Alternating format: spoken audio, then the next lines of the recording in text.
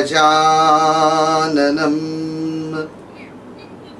भूतगणाधिसेवितं कपित्थजम्बू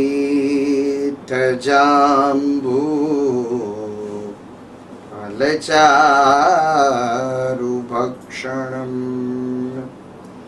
उमासुतं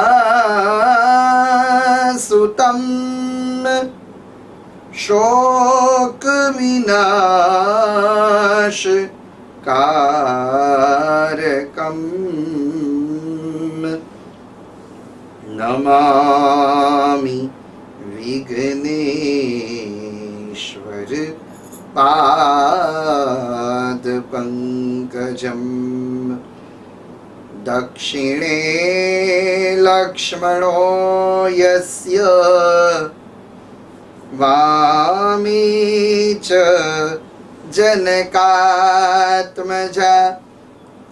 पुरतो मारुतिर्यस्य तं वन्दे रघुनन्दनम् हंसयुक्तविमानस्ते ब्रह्माणि रूपधारिणी कौशाम्बक्षडिके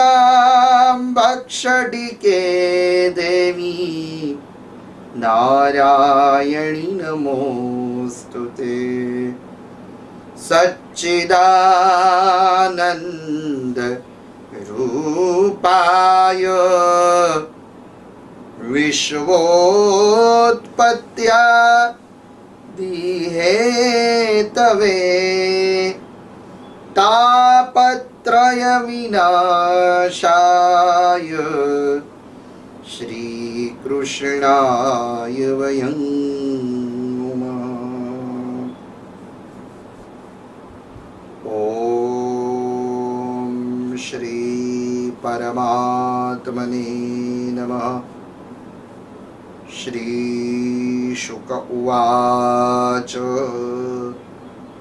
नन्दस्त्वात्मज उत्पन्ने जाताल्लादो महामना आहूय विप्रान् वैदग्ना स्नातशुचिरलङ्कृतम् वाचयित्वा स्वस्त्वयनं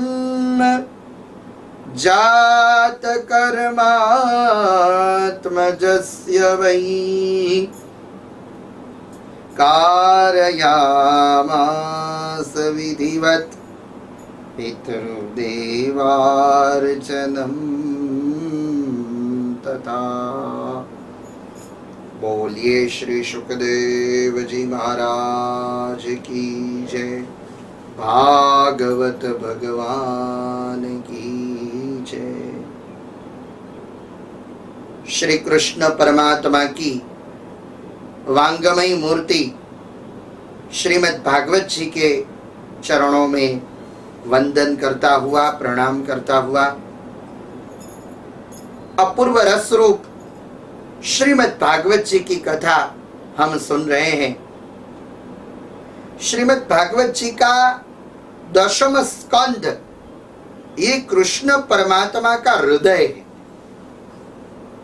वैसे तो 10वें स्कंध में 9वें अध्याय है, किंतु महाप्रभु वल्लभाचार्य जी के मतानुसार 10वें स्कंध में 87 अध्याय है। वो 3 अध्याय प्रक्षिप्त मानते हैं। वो 3 अध्याय कौन से प्रक्षिप्त मानते हैं? तो 10वें स्कंध का 12वां, 13वां और 14वां अध्याय, जो वत्सा अपहरण की कथा आती है कि ब्रह्मा जी ने बछड़ों का और ग्वालों का हरण किया, वो महाप्रभु वल्लभाचार्य जी नहीं मानते। वो इसीलिए नहीं मानते हैं कि वह लीला सारस्वत कल्प में नहीं हुई। इनका ऐसा मत है। किंतु वैसे दशम स्कंध के 90 अध्याय हैं। 1 से 49 अध्याय दशम स्कंध पूर्वार्ध है और 50 से लेकर 90 अध्याय का जो भाग है वह उत्तरार्ध है। तो कल हमने जो कथा सुनी, भगवान के प्रागट्य महोत्सव की कथा सुनी, तो भगवान के प्रागट्य महोत्सव की कथा 4 अध्याय में है। वह 4 अध्याय का भी स्वरूप महाप्रभु वल्लभाचार्य जी ने दिया है। हेतु, उद्यम, स्वीकार और कापट्य। तो भगवान पूर्ण पुरुषोत्तम है और पूर्ण पुरुषोत्तम का पुरुषोत्तमत्व ये 4 अध्याय में सिद्ध होता है। भगवान का भी चतुर्व्यूह अवतार है, ये हम चिंतन करेंगे। तो दशम स्कंध इनके 5वें अध्याय में नंद महोत्सव का वर्णन है। कल भगवान का प्रागट्य कैसे हुआ ये सब हमने देखा। तो भगवान गोकुल आए तो शुकदेव जी महाराज परीक्षित महाराज को कथा सुना रहे हैं। अब दशम स्कंध की जो कथा है, हमारे घर में ठाकुर जी है, बाल गोपाल है, तो बाल गोपाल की सेवा हम किस तरह करें, ये सभी मार्गदर्शन दशम स्कंध में मिलेगा। कि यदि दशम स्कंध का हार्दी ऐसा है कि हमारा कोई बेटा नहीं है तो हम भगवान को बेटा मान ले, भगवान को पुत्र मान ले, और सेवा करें तो यशोदा माता जी के भाव से हम सेवा करें, यही दशम स्कंध का हार्द है। कथा तो हम सब जानते हैं, किंतु दशम स्कंध का तात्पर्य क्या है ये समझे हम। एक बार देखो, भागवत जी में तो नहीं है, किंतु जब शांदीपनि ऋषि के आश्रम में भगवान ने विद्या अध्ययन पूर्ण किया तो गुरु जी ने कहा कि आप कुछ मांगो। तो भगवान ने गुरु के पास क्या मांगा? भगवान कहते हैं कि हे गुरु जी, और कोई इच्छा नहीं है, तिलकम विप्र हस्तेन, ब्राह्मणों के हाथ मेरा हर रोज तिलक हो। और फिर भगवान ने दूसरी कामना क्या की? दूसरी मांग की, मातृहस्तेन भोजन। हे गुरुजी, मेरी एक ही इच्छा है कि मां के हाथों से मुझे भोजन मिले। अब प्रश्न ये है कि भगवान तो गोकुल गए नहीं, किंतु भगवान ये कहना चाहते हैं कि कोई भी व्यक्ति मेरी सेवा करे तो यशोदा माता जी के भाव से सेवा करे। इसीलिए ये जो ड्रेस है, ये मेरा पहरवेश आप देख रहे हैं, पुष्टि परंपरा का ये पहरवेश, तो ये पहरवेश ये यशोदा माता जी का भाव प्रदर्शित करता है कि हम सेवा करें तो माता जी के भाव से, मां यशोदा जी के भाव से, और भक्ति करे तो कैसी करे? तो व्रज गोपिकाओं जैसी भक्ति हो। गोपियों, इनके अंदर श्याम सुंदर का ही चिंतन था। उठते बैठते जागते खाते पीते सोते तो हम भगवान का स्मरण करें, यही दशम स्कंध की कथा का हार्द है। और वैसे भक्ति के प्रकार 9 है, किंतु 10वीं भक्ति जो है वह प्रेम लक्षणा भक्ति है। और प्रेम लक्षणा भक्ति का उत्कृष्ट स्वरूप यदि कोई हो तो वह गोपियां हैं। गोपियों का प्रेम, राधा जी का प्रेम। गुजराती में एक पंक्ति है कि राधा અને મીરા કેવું સ્વરૂપ છે બંને જણ। એકે કાળજે કરવત મુકાવી અને ત્યાં તો બીજીએ મુકાયા છે ચીરા। કવિ કહે છે એકે કાળજે કરવત મુકાવી અને બીજી મુકાવી છે ચીરા। शाम तने राधा गमे के मीरा। तो ये जो भाव है वो 10वें स्कंद में है।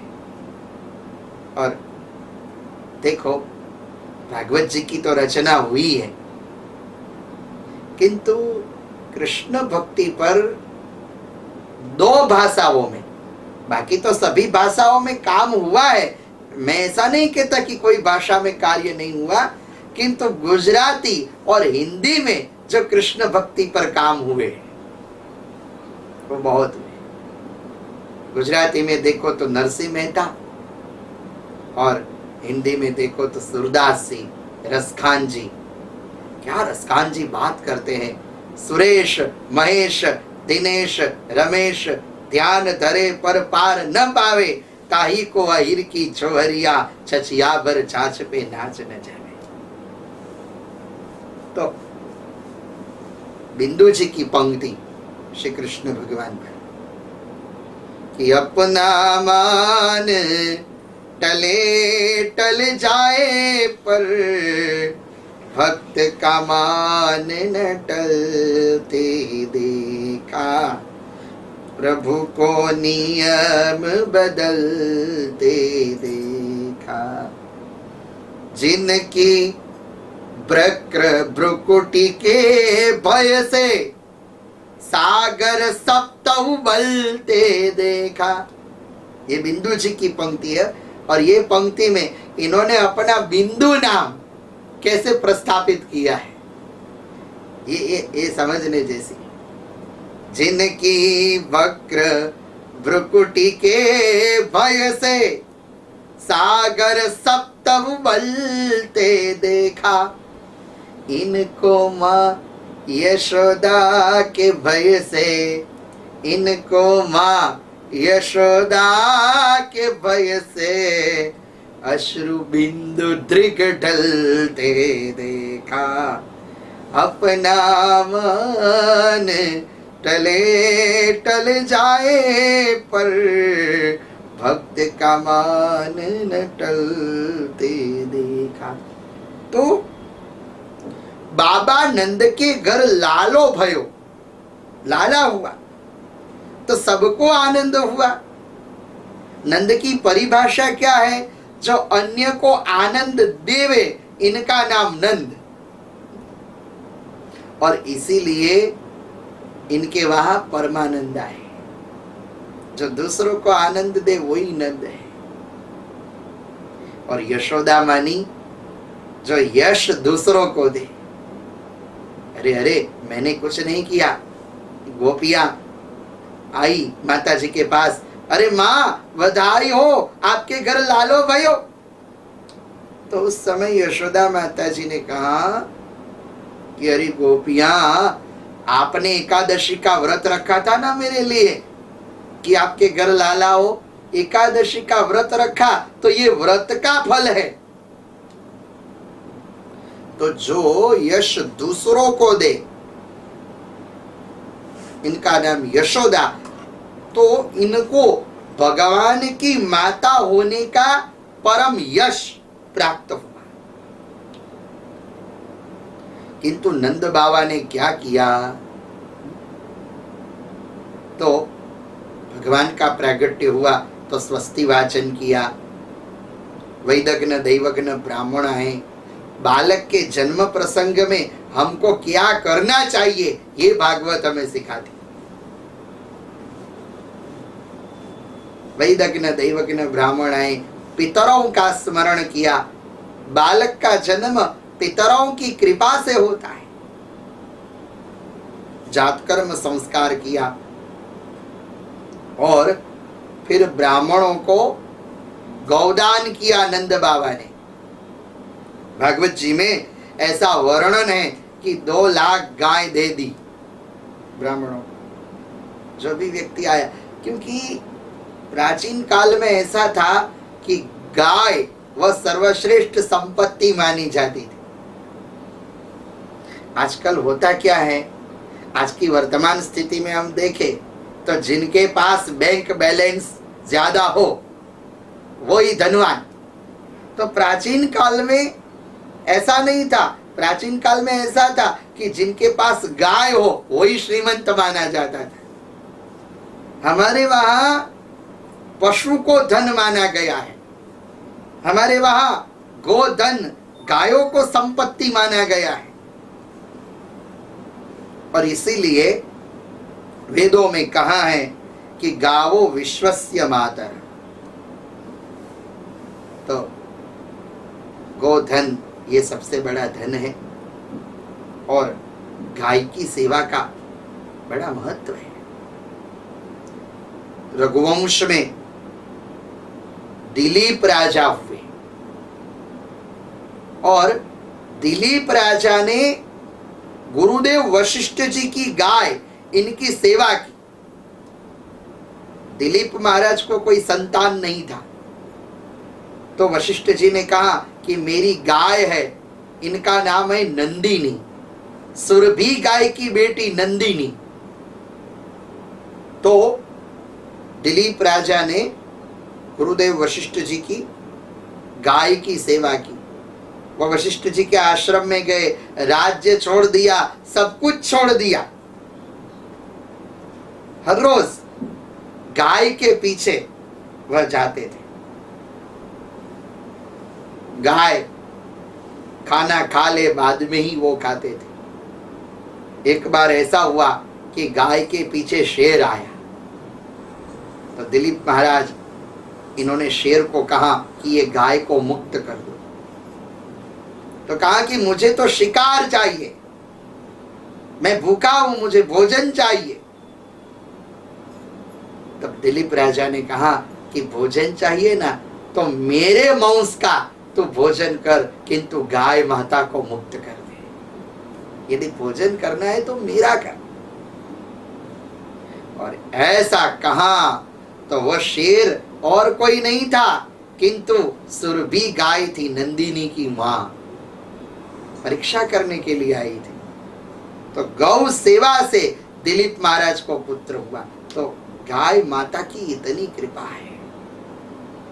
ब्रह्मवैवर्तक पुराण, प्रकृति खंड और देवी भागवत के 9वें स्कंध में श्री कृष्ण भगवान ने कहा है कि गाय का दूध ये पृथ्वी का अमृत है। और इसीलिए नंद बाबा ने धेनु न नियते प्रादः विप्रेभ्य समलंकृतै निष्टंटे सप्तरत्नानि तेलांद्री बहुपर्वते। फिर बाजे बजने लगे। बधाइयां कब बजी? अवात्यंत विचित्राणि वाजिन्त्राणि महोत्सवे कृष्णे विश्वेश्वरे नन्ते नंदस्य व्रजमागते। बाजे बजने लगे। कब बजे? तो भगवान कृष्ण व्रज मंडल में आए तब। तो भावात्मक दृष्टि से यदि हम देखें तो हमारा जो शरीर है ना, वो व्रज है, गोकुल है।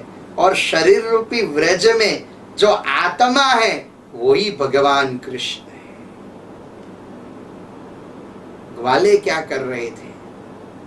गोप परस्परम गृष्टामि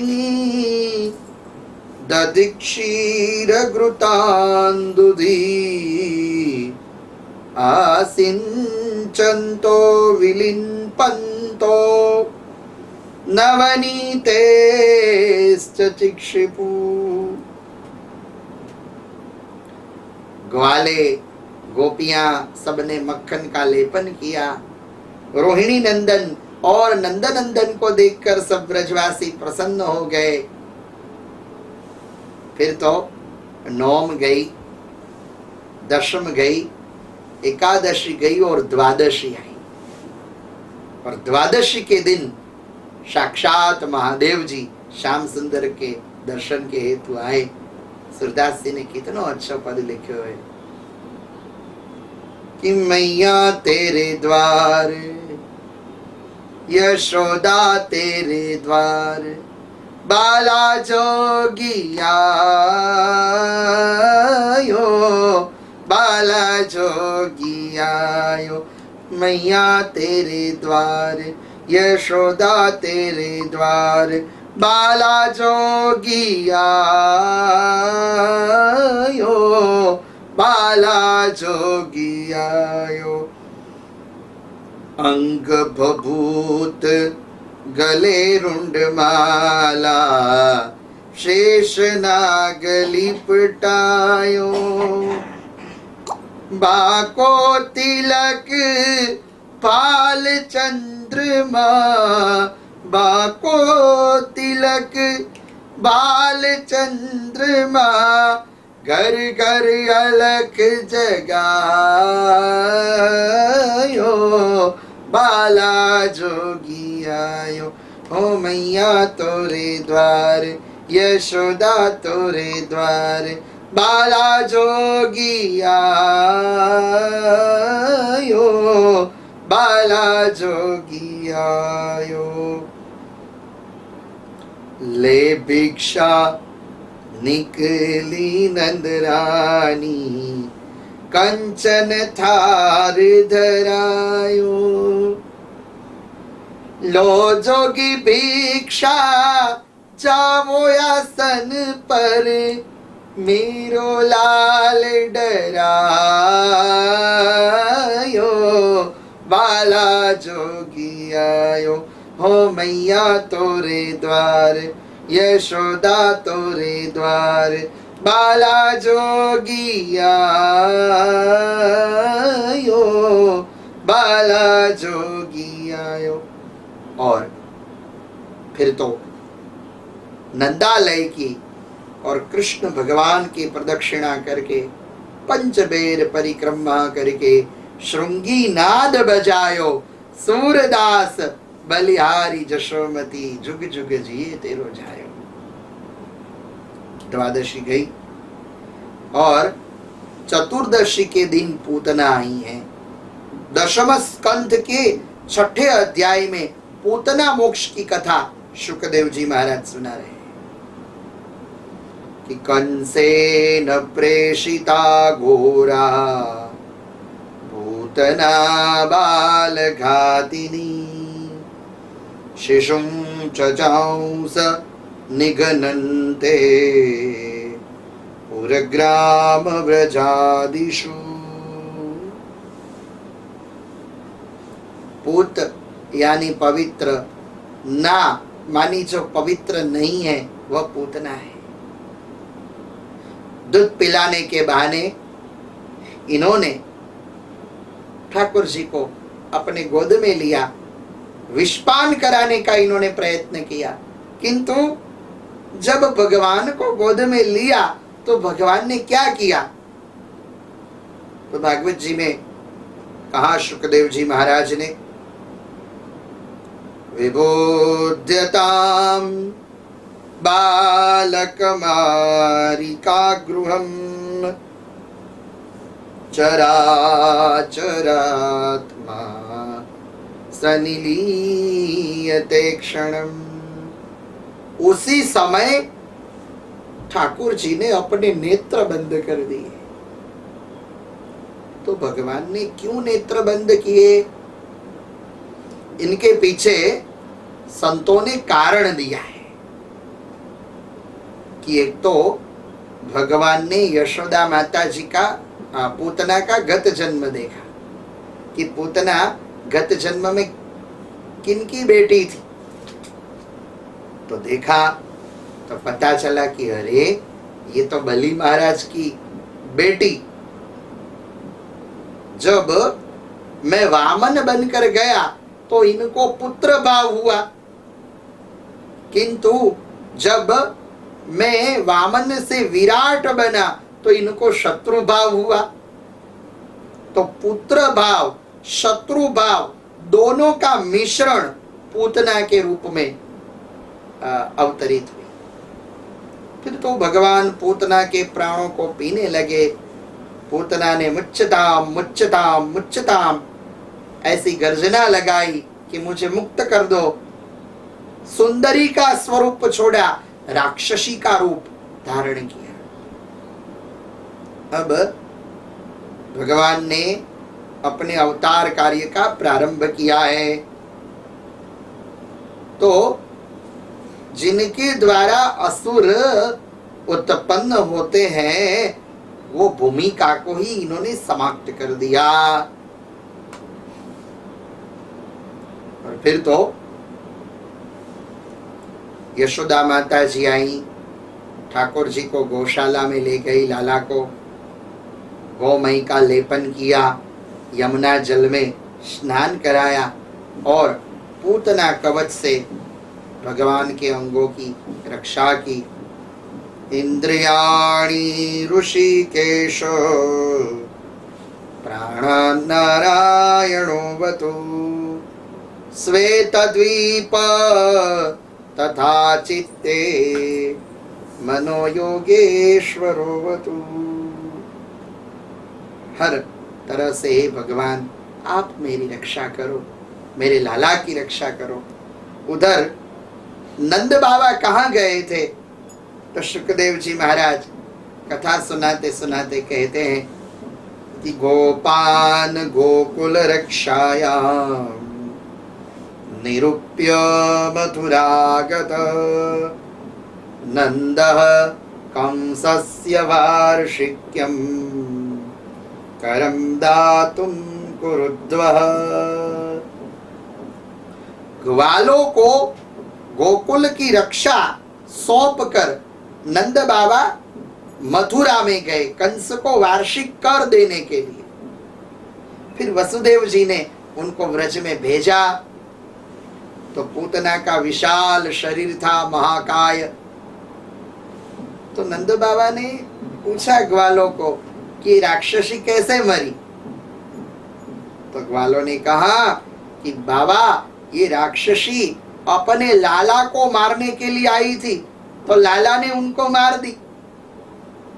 नंद बाबा को भरोसा नहीं बैठता है कि मेरा छोटा सा लाला एक राक्षसी को मार दे।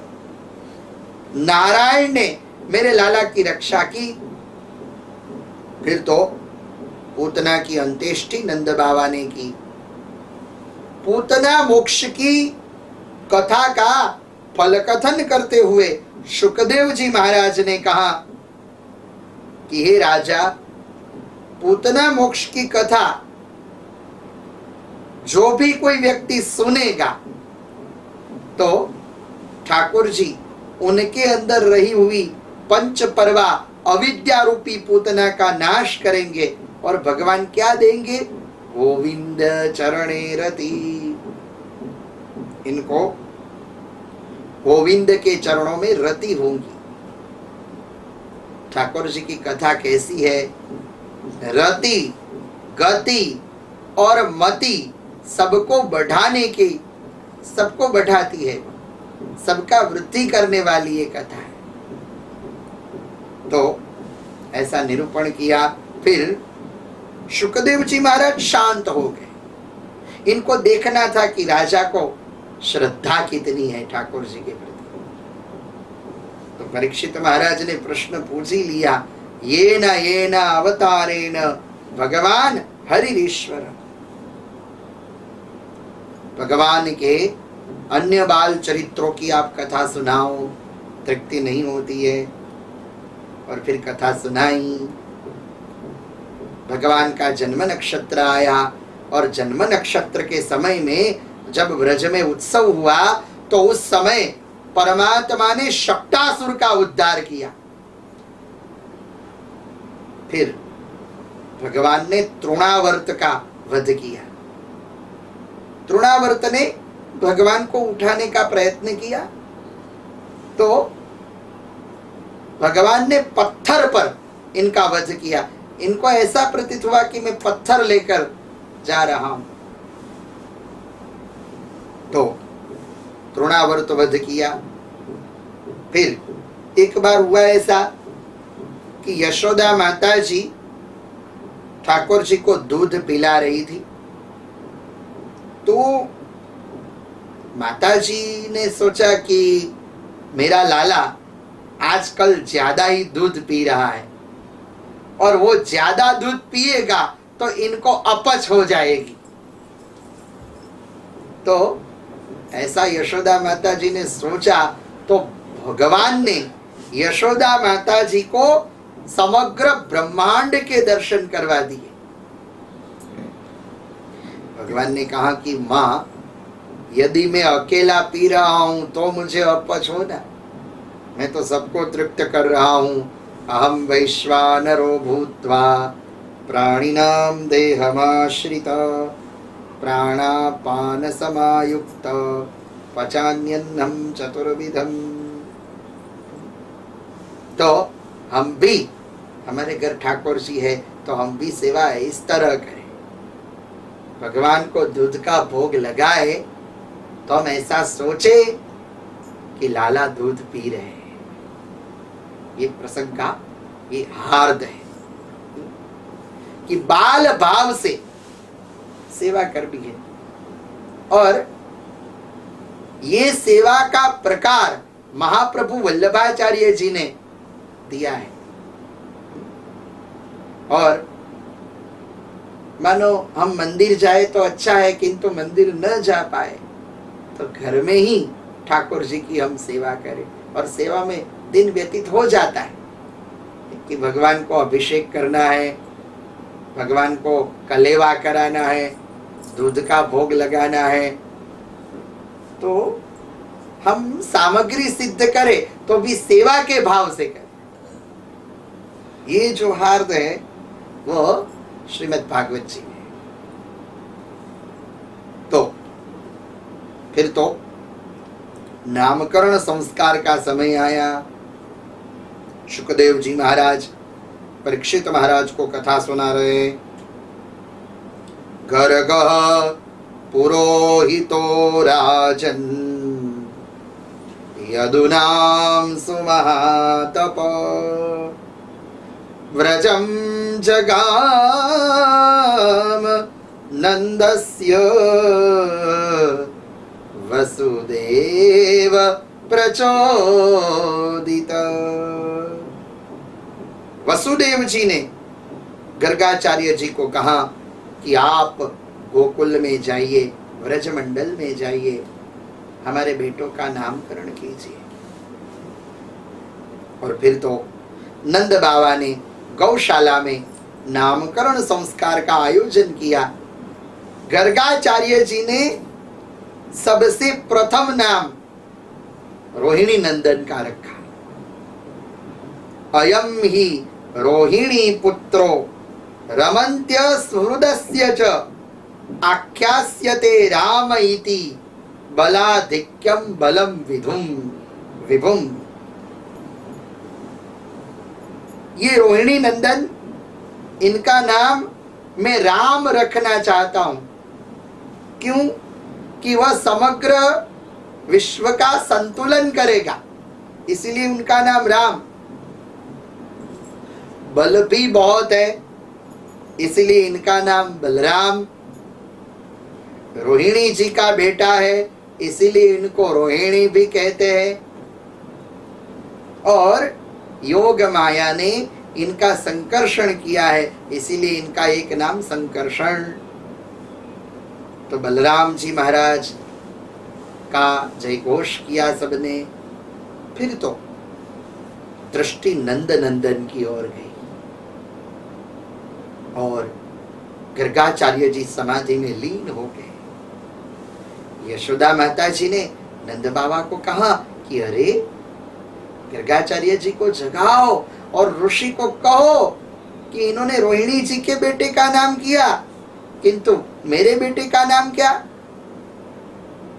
रोहिणी जी के बेटे का नामकरण तो कर दिया, तो नंद बाबा ने जगाया, कहा कि अब मेरे बेटे का क्या नाम है? तो गर्गाचार्य जी कहते हैं, बहुनि सन्ति नामानि रूपाणि च सुतस्य ते गुणकर्मानु निप्यन्ति तान्यहं वेदनो जना। आपके बेटे के अनेक नाम हैं। हर युग में आपका बेटा आता है, शुक्ल वर्ण, रक्त वर्ण, पीत वर्ण। अभी उनका वर्ण पीत है, इसीलिए मैं उनका नाम कृष्ण रखना चाहता हूं, जो भक्तजनों के मन को आकृष्ट करेगा। इदानीं कृष्णताम गदा, गायों की सेवा करेगा तो वो गोपाल भी कहलाएगा। सबने श्री कृष्ण भगवान के नाम का जयकारा लगाया। बोलो कृष्ण कन्हैया लाल की, बलराम जी महाराज की। और गर्गाचार्य जी ने स्पष्ट कह दिया कि प्रागयन् वसुदेवस्य क्वचिज्जात तवात्मजैर वासुदेव इति श्रीमान् अभिज्ञान संप्रचक्षते। प्रागयन् वसुदेवस्य, पूर्व में यह वसुदेव जी का पुत्र था और आपके घर आया, इसीलिए इनका नाम वासुदेव होगा। ये स्पष्ट भागवत जी में। तो फिर तो भगवान की लीला हुई, गुटरुन लीला भगवान की हुई। फिर तो कहन लागे मोहन मैया मैया, पितानंद को बाबा बाबा, कहन लागे मोहन मैया मैया। और गर्गाचार्य जी ने पूर्व में ही निर्देश किया था कि आप ये बालक का ख्याल रखना, ये बालक संकट समय में आपका रक्षण करेगा, आपकी विपत्तियों को दूर करेगा। फिर तो श्रीमद् भागवत जी में जो लीला नहीं है, ब्रज साहित्य में लीला है। भगवान कहते हैं यशोदा माता जी को कि मोहे माखन मिश्री भावे, मैया मोहे माखन मिश्री भावे, कनक दोहनी लेकर मोको गोदोहन क्यों करावे, और अजहू विवाह करत नहीं मेरो, अभी तक तो मेरी शादी नहीं की। और प्रसिद्ध पद है, राधिका गोरी से कि व्रज की छोरी से, मैया करा दे मेरो ब्याह। उम्र तेरी छोटी है, नजर तेरी खोटी है, कैसे करा दूं तेरो ब्याह। चंदन की चौकी पर मैया तुझको बैठाऊं, अपनी राधा जी से मैं चरण तेरे दबवाऊं। दाऊ से भोजन में बनाऊंगा, भोजन में बनाऊंगा, बनाऊंगा 56 प्रकार के राधिका गोरी से, कि ब्रज की छोरी से मैया करा दे मेरो ब्याह। जो नहीं ब्याह कराए तेरी गैया नहीं चराऊं, आज के बाद मेरी मैया तेरी डेली पर नाम दाऊ से जाको बैठेंगे द्वार पे राधिका गोरी से कि ब्रज की छोरी से मैया करा दे मेरो ब्याह। तो ये जो लीला है वह भक्ताधीन लीला है भगवान की, भक्त के प्रेम वश। तो फिर तो भगवान ने ग्वाल मंडल की स्थापना की और गोपियों के घर माखन चुराने लगे।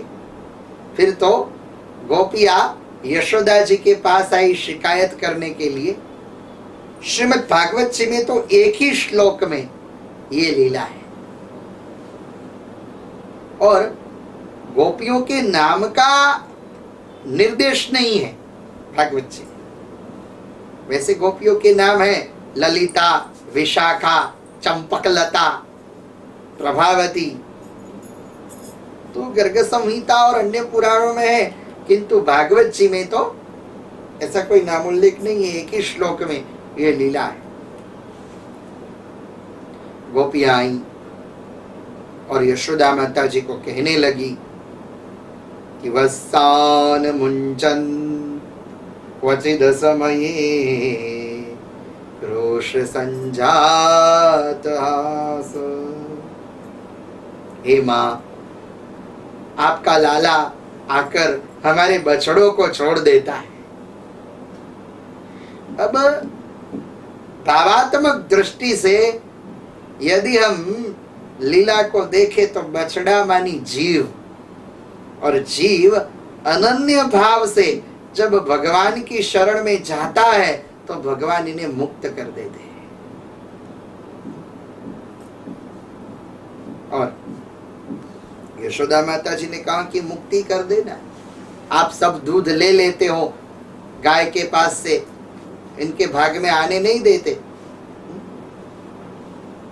क्रोश संजात हासो, कहा कि हम जब काम काज कर रहे हो तो आपका लाला आता है और हमारे बच्चों को जगाता है। जगाना मानी संसार के अबूझ जीवों को परमात्मा जगाते हैं। किंतु यशोदा माता जी नहीं मान रही है। फिर तो कहा कि आपका लाला आता है, मटकी फोड़ता है, मक्खन खा जाता है।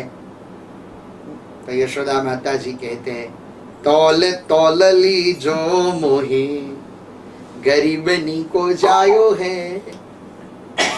अरे गोपिया, मेरे घर से माखन ले जाना, किंतु मेरे लाला को चोर कभी मत कहना, नहीं तो इनको व्रज में कोई कन्या नहीं देगा। अरे मां, वो अकेला आए तो ना, ग्वालों को लेकर आता है, और ग्वालों की बात तो दूर है, बंदर और मरकटों को भी खिलाता है।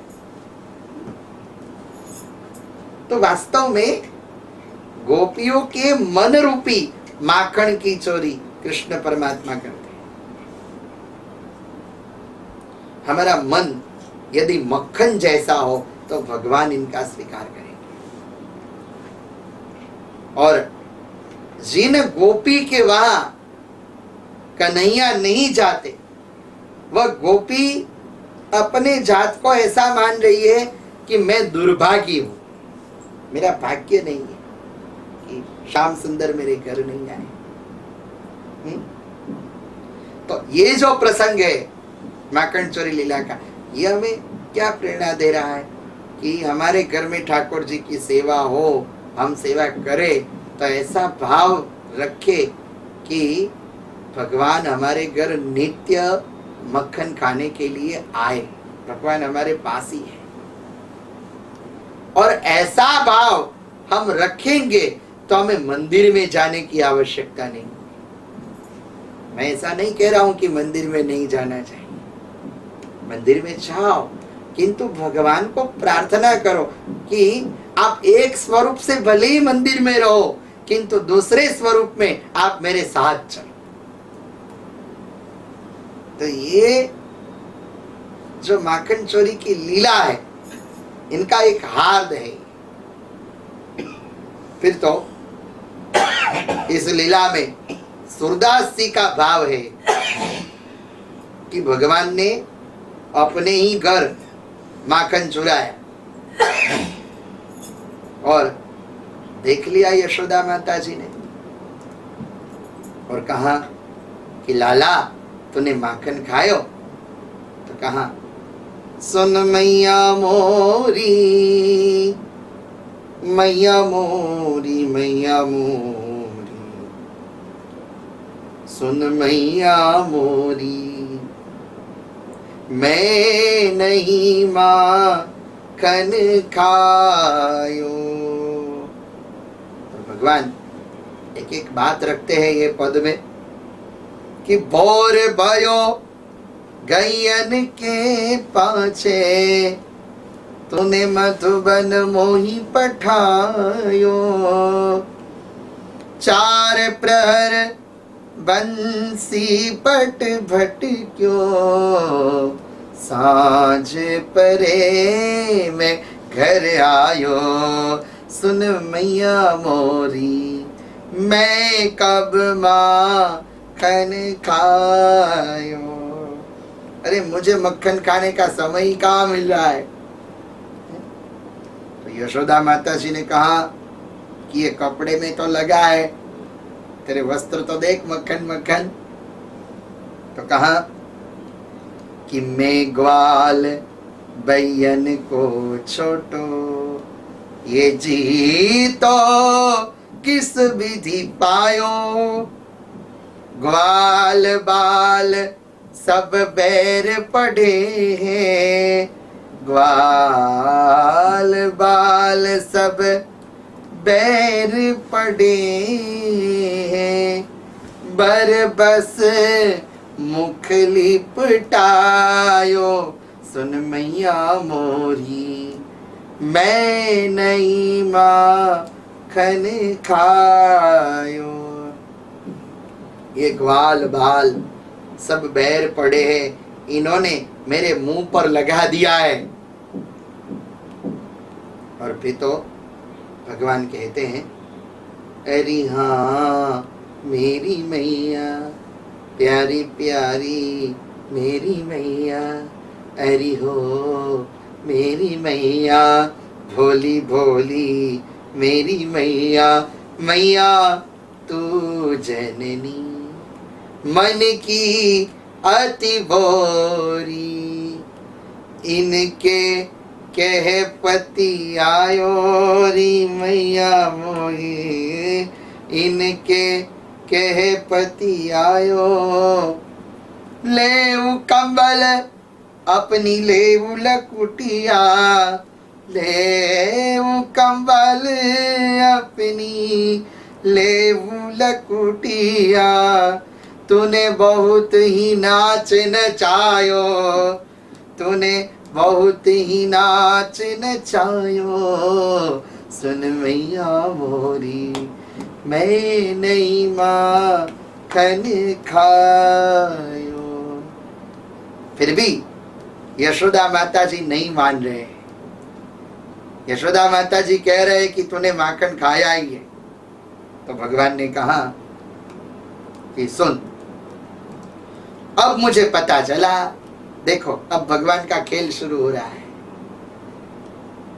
मैया जी तेरे कुछ भेद उपज है, तूने मोहे जान्यो परायो जायो। अब मुझे पता चला कि मैं तो पराया हूं। और इतना सुनते ही यशोदा माता जी की आंख में आंसू आ गए और कहा, सूरदास बलियारी यशोमती, सूरदास बलिहारी यशोमती, ले उर कंठ लगायो सुन लल्ला मोरे, सुन लल्ला मोरे, तै नहीं माखन खायो। यशोदा माता जी रोने लगी। यशोदा माता जी कहती है कि लल्ला, मैं सब कुछ सुनने के लिए तैयार हूं, किंतु तू पराया है ये मैं सुनने के लिए तैयार नहीं, तू मेरा ही है। जब हम सेवा करें भगवान की तो ऐसा भाव रखे कि ठाकुर जी मेरे ही है। यशोदा माता जी कहते हैं कि मैं पराया ऐसा मैं सुनना नहीं चाहती, ये लाला तू मेरा है, तूने माखन नहीं खाया, बस रोने लगी। तो यशोदा माता जी के मुंह से भगवान ने कबूल तो करवा लिया कि तूने माखन नहीं खाया, किंतु सूरदास जी के शब्दों का चमत्कार देखो। भगवान ने कह दिया, धीरे से कहा, सुन मैया मोरी, सुन मैया मोरी, मैं नहीं माखन खायो, ये माखन तो मैंने ही खाया है। तो ये जो भगवान की लीला है वह भक्ताधीन लीला है। फिर तो एक दिन राम और श्याम दोनों खेल रहे थे, तो भगवान अब पृथ्वी तत्व को पवित्र करना चाहते हैं, और पृथ्वी तत्व को पवित्र करने के लिए ठाकुर जी ने क्या किया कि मिट्टी ली और मिट्टी अपने मुंह में प्रस्थापित कर दी। तो मिट्टी खाई तो ये सब बलराम जी महाराज ने, दाऊ जी ने देख लिया। तो बलराम जी महाराज ने कहा कि अरे लाला, तूने मिट्टी खाई, अभी जाकर बताता हूं मैया को। और दाऊ जी गए, कहा कि अरे मैया, लाला ने मिट्टी खाई। इतना सुनते ही यशोदा माता जी बाहर आई। मैया मारने आई रे, हो मैया मारने आई रे, मोहना ने माटी खाई रे, गोविंद ने माटी खाई रे, कन्हैया ने माटी खाई रे। इतना सुनकर चली यशोदा अंगना बाहर आई, ले लकड़ी ओहि मारन लागी,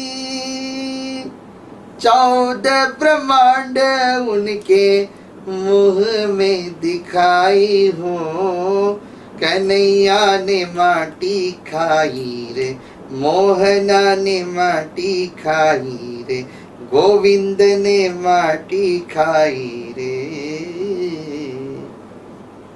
यशोदा माता जी ने कहा कि लाला, तूने मिट्टी खाई। तो भगवान ने कहा कि नाहं भक्षितवानम्ब सर्वे मिथ्याति संश्रय, यदि सत्य गिरास्तरहि समत्वं पश्य मे मुखम। मैंने मिट्टी नहीं खाई, और हे माँ, यदि आपको भरोसा न बैठे तो मेरे मुंह को खोलकर देख लो। और जब मुंह खोला तो भूगोल, खगोल, ज्योतिष, सप्तद्वीप, समग्र ब्रह्मांड के दर्शन यशोदा माता जी को परमात्मा के मुंह में हो गए। यशोदा माता जी विस्मित हो गई। फिर तो भगवान ने वैष्णवी माया का प्रयोग किया, तो मां को सब निस्मरण हो गया। पुनः गोद में लेकर लाला को प्रेम करने लगी। किंतु परीक्षित महाराज ने प्रश्न पूछा कि ये यशोदा माता जी इन्होंने पूर्व जन्म में ऐसा कौन सा सत्कर्म किया तो इनके वहां ये जन्म में भगवान उनके पुत्र बनकर आए। तो शुकदेव जी महाराज ने उत्तर दिया कि ये नंद बाबा थे, वह पूर्व जन्म में द्रोण वसु थे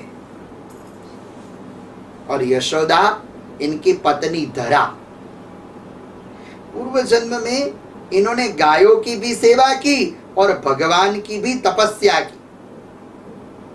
तो भगवान नारायण ने दर्शन दे दिए। भगवान ने कहा कि मांगो द्रोण, मैं क्या दूं? तो द्रोण वसु ने कहा कि बस आपके समान मुझे पुत्र दे दो, आपके समान पुत्र चाहिए। तो भगवान ने कह दिया तथास्तु। तथास्तु तो कह दिया, किंतु भगवान ने सोचा कि मेरे समान पुत्र और कौन होगा। भगवान ने कहा कि हे द्रोण, मैं वचन देता हूं कि मैं ही आपके घर पुत्र बनकर अवतरित हो जाऊंगा। द्वापर में हे द्रोण आप नंद बनना और हे यशोदा आप धरा बनकर आना और मैं आपके घर पुत्र के रूप में आऊंगा। फिर तो शुकदेव जी महाराज कथा सुना रहे हैं राजन। श्री शुक उवाच एकदा गृहदासीषु यशोदा नंदगेहिनी कर्मान्तरनियुक्तासु निर्ममन्थ स्वयं दधी। यशोदा माता जी को प्रश्न हुआ और प्रश्न ये हुआ कि हमारा लाला गोपियों के घर मक्खन खा जाता है और हमारे घर क्यों नहीं खाता? फिर तो उत्तर मिल गया यशोदा माता जी को कि हमारे घर इसीलिए नहीं खाता कि हमारे घर हम नहीं बनाते। और फिर यशोदा माता जी स्वयं दधि मंथन करने के लिए बैठ गई। सोमम वास पृथुकटितटे बिभ्रते सूत्र नक्तै। ठाकुर जी की लीलाओं का स्मरण करते हुए फिर तो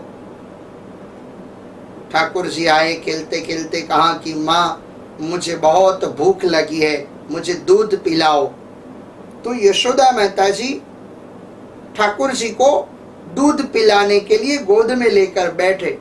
उस समय गंगी गाय का दूध उबलने लगा। तो ठाकुर जी को भूखे छोड़कर यशोदा माता जी दौड़ पड़ी और फिर भगवान ने अपने ही घर में मटकी फोड़ी, यमुनार्जुन के पेट के साथ रस्सी से ठाकुर जी को बांध दिया। ये रस्सी का बंधन नहीं है, ये प्रेम का बंधन है। दाम मानी रस्सी और उदर मानी पेट, इसलिए ठाकुर जी का नाम हुआ दामोदर। ये यमुनार्जुन का पेट और कोई नहीं था, कुबेर के संतान नल कुबेर और मणिग्रुह थे। तो परमात्मा ने इनके श्राप का उद्धार किया और श्रापोद्धार के लिए ये दामोदर की लीला भगवान ने की। नल कुबेर और मणिग्रुह ने भगवान की स्तुति वंदना की। वाणी गुणानुकथने श्रवणौ कथायाम् हस्तौ च कर्म सुमनस् तव पादयोर्न श्रुत्वा शिरस् तव निवास जगत् प्रणम्ये दृष्टे सतां दर्शनेस्तु भवत्तनूना। हमारी वाणी आपका गुणानुवाद करे, हाथ आपकी सेवा करे, हमारा मन आपके चरणार विंद के रस का मकरंद होकर पान करे। नल कुबेर और मणिग्रह वह मंदाकिनी में स्नान कर रहे थे, निर्वस्त्र दशा में थे, साथ में अप्सराएं थी और धनदात्मजऊ शब्द प्रयोग जो किया है वो कुबेर के बेटे है। और वारुणी मदिराम पीत्वा, वारुणी में मदोन्मत्त होकर वह स्नान करते थे। उस समय देवर्षि नारद जी आए तो नारद जी को देखकर अप्सराओं ने वस्त्र धारण कर लिए, किंतु नल कुबेर और मणिग्रह वह निर्वस्त्र रहे। तो नारद जी ने श्राप दे दिया कि आप पेड़ बन जाओ, और फिर क्षमा मांगी। तो क्षमा देते हुए नारद जी ने कहा कि जब द्वापर युग में हरि कृष्ण बनकर आएंगे तो आपके श्राप का उद्धार होगा। किंतु ये जो समग्र प्रसंग है हमें ये प्रेरणा दे रहा है कि प्रभु कृपा से हमें संपत्ति मिल जाए तो संपत्ति का अभिमान नहीं करना चाहिए। ये नल कुबेर और मणिग्रह को अभिमान था कि हम कुबेर के संतान हैं, धनदात्मज। तो इन अहंकार का खंडन हुआ। एक तो यौवन हो और उनमें संपत्ति हो, और तीसरा अविवेक आ जाए तो फिर शेष क्या रहता है। तो प्रभु ने दी हुई संपत्ति हो तो इनका गर्व नहीं करना चाहिए। गर्व कियो सोई नर हार्यो, सिया राम जी से गर्व कियो सोई नर हार्यो। तो भगवान का नाम दामोदर हुआ। फिर एक सुखिया नाम की स्त्री फल बेच रही थी। इन्होंने शांडिल्य ऋषि को कहा कि मुझे कृष्ण परमात्मा के दर्शन करने हैं। तो इनके निर्देश से वह नंदालय में गई तो भगवान ने इनके फल का स्वीकार किया। फिर तो भगवान का जन्म नक्षत्र आया, ब्राह्मणों का भगवान ने आशीर्वाद लिया। और फिर तो क्या हुआ, ब्रज छोड़कर भगवान वृंदावन गए। भगवान ने सोचा कि हम स्थल का परिवर्तन करें। उपनंद नाम के ग्वाले ने नंद बाबा को कहा कि हम वृंदावन में जाए। तो गोकुल को छोड़ा और भागवत जी में कहा कि वनम वृंदावनम नामम पशव्य नवकाननम गोप गोपी गवां सेव्यां तृणाद्रीमपि विभ्रुतम्। भगवान वृंदावन में आए और वृंदावन की भूमि ही ऐसी है। वृंदावन के वृक्ष को महिमा न जाने कोई, डाल डाल और तरु तरु पर श्री राधे राधे हो। और वृंदावन की भूमि है तो राधा जी का स्मरण करके ही आज की वाणी को विराम दे। कल की कथा प्रसंग में गोवर्धन लीला आएगी और रास पंचाध्याय की कथा हम भाव और श्रद्धा के साथ सुनेंगे, इनमें प्रवेश करेंगे। किंतु आज की वाणी को विराम देते हुए राधा जी का एक पद लेकर ही वाणी को विराम दे। राधे मेरी स्वामिनी और मेरा तेजुको दास, जन्म जन्म मोहि दीजियो श्री वृंदावन को बास। राधे तेरे चरणों की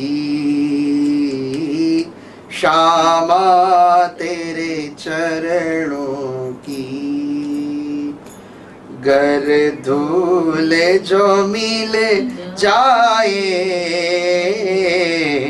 सच कहता हूँ मेरी राधे, सच कहता हूँ मेरी। तकदीर बदल जाए राधे तेरे चरणों की, सुनते हैं तेरी रहमत दिन रात बरसती है।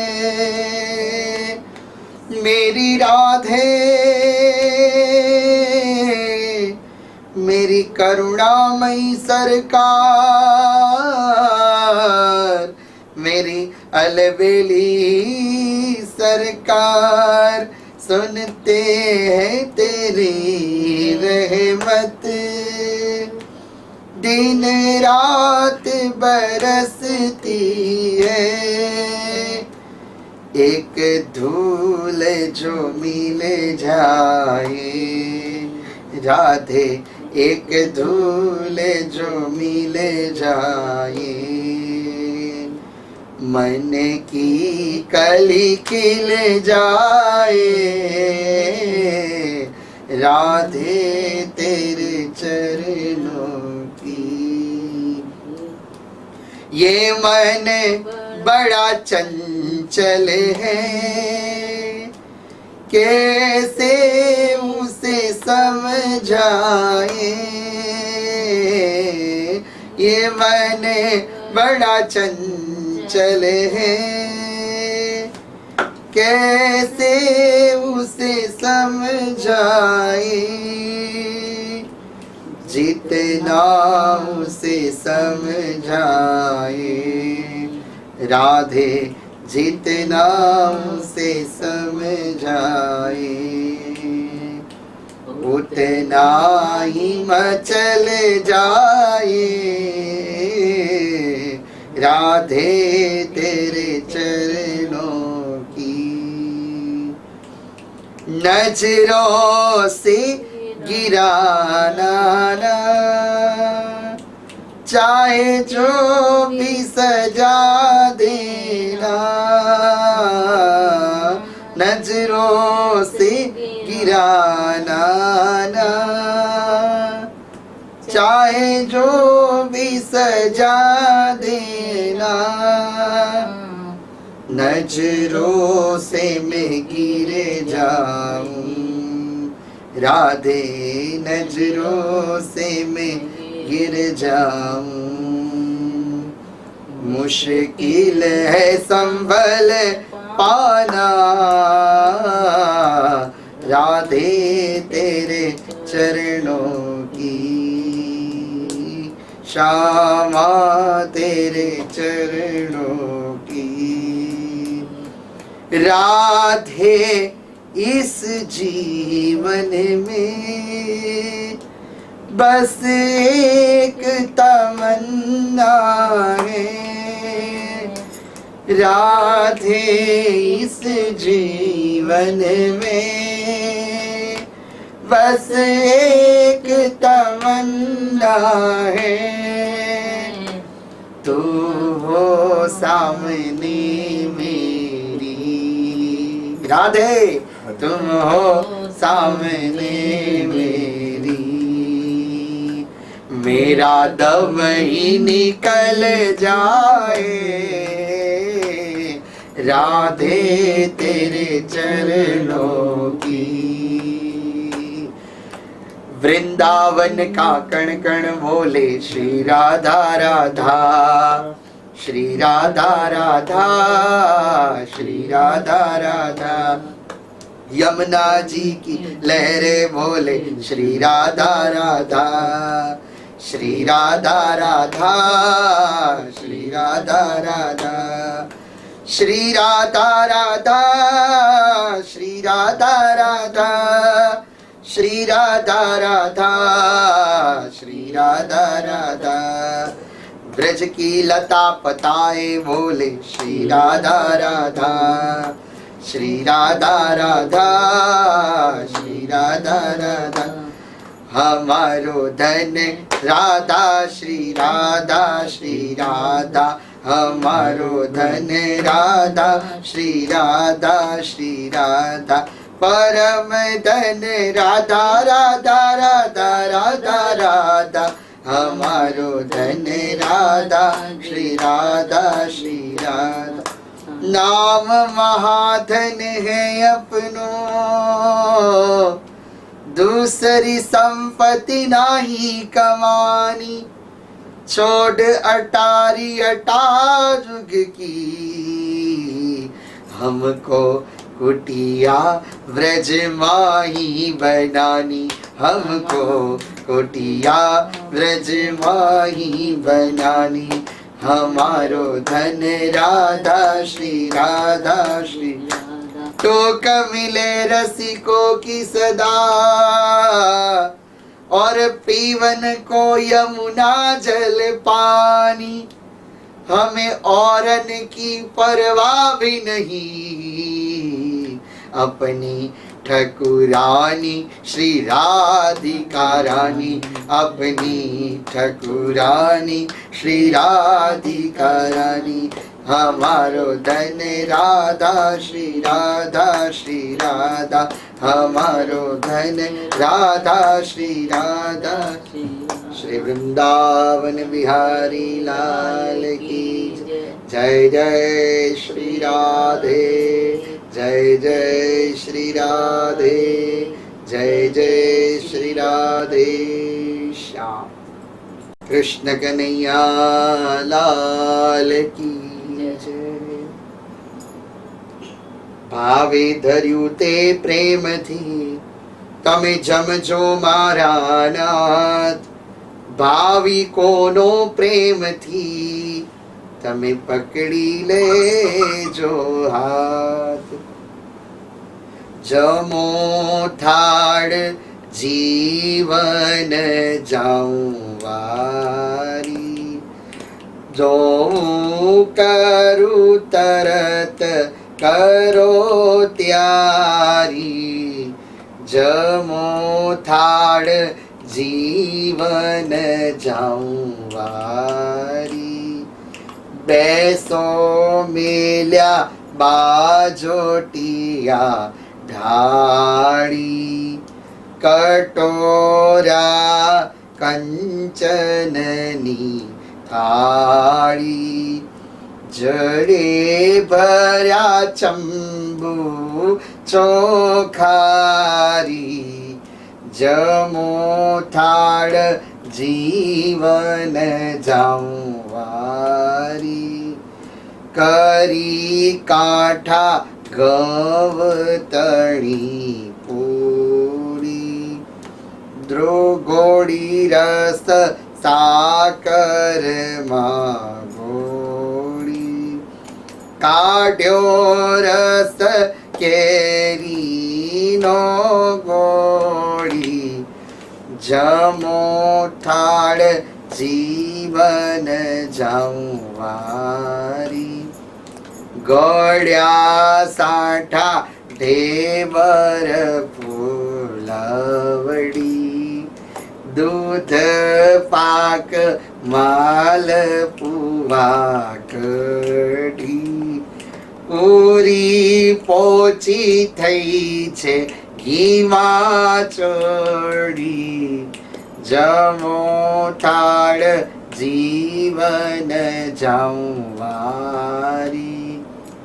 ओथाड़ा शाक सुंदर झारी, લાવી છું તરત કરી આવી.